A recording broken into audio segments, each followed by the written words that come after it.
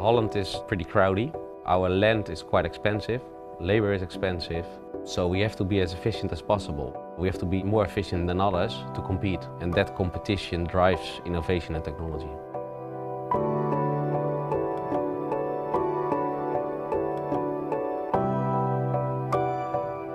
We decided to go for not more hectares, but for more yield per hectare. And that's the moment that we start looking into precision ag, precision technology. A lot of people think it's science fiction, but it really is not.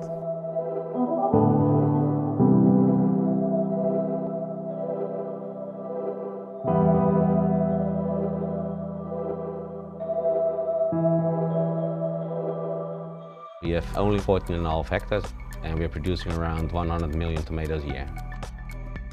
The idea about this greenhouse is we even use less water, we use 50% less energy. Our tomato plants grow in a hydroponic system, so we know for sure that everything is clean and we can steer everything very precisely.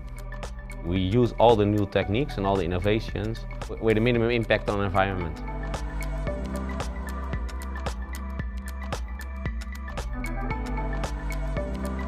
My definition of precision farming is doing the right thing on the right moment, on the right place.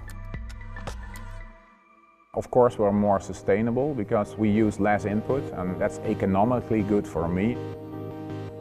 We use a range of technology.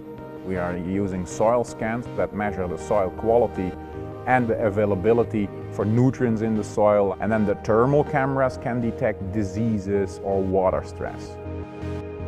Implementing precision farming is a way of getting a better yield and a better quality.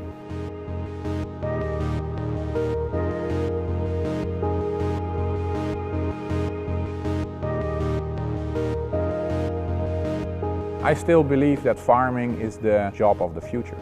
There will be more people, more amounts to feed, and less area. We have to expand the yields of our food that much that we actually need the precision farming to do that. Sometimes sustainable solutions are costing a bit more on the short term, but on the long term they should be more effective, and that's actually what we are seeing. You need to have the guts to invest in those kind of things for the long term.